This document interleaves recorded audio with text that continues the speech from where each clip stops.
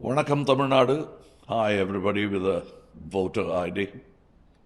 ஒரு நடிகனாகவோ அரசியல் கட்சி தலைவனாகவோ இல்லாமல் தமிழ்நாட்டில் வாழ்கிற தமிழில் சிந்திக்கிற ஒருத்தனா உங்களோட பேசுகிறேன்.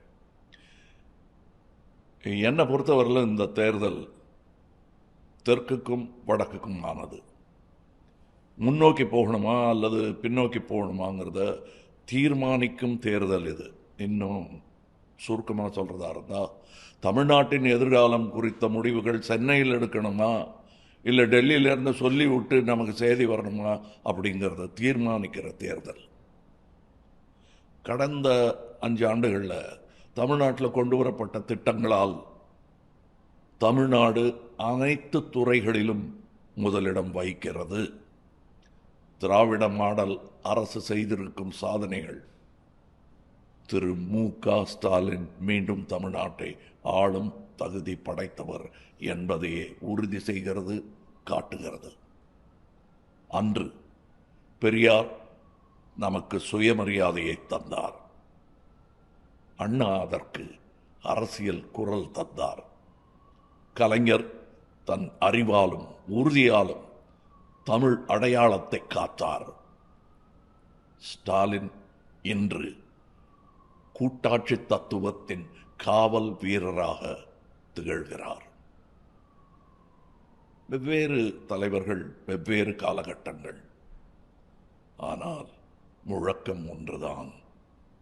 அது தமிழும் தமிழ்நாடும் ஒருபோதும் தலைவணங்காது. அந்த கனல் இருக்கும் வரை தமிழ்நாட்டை எவராலும், ஒருமையிலும் சொல்லலாம், எவனாலும் வீழ்த்த முடியாது. தற்போதிருக்கும் நலத்திட்டங்கள் தொடர வேண்டும். உலக நாடுகளுக்கு இணையாக தமிழ்நாடு உயர வேண்டும்.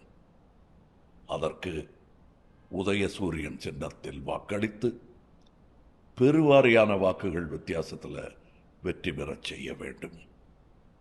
அதை நீங்களும் செய்வீர்கள் என்று நான் நம்புகிறேன்.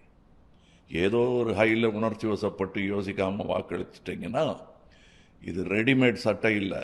பிடிக்கலைன்னா உடனே எக்ஸ்சேஞ்ச் பண்ணிக்கிறதுக்கு. யாரால் நம்மை பாதுகாக்க முடியும்? யாரால் நம்ம உரிமைகளுக்காக போராட முடியும்?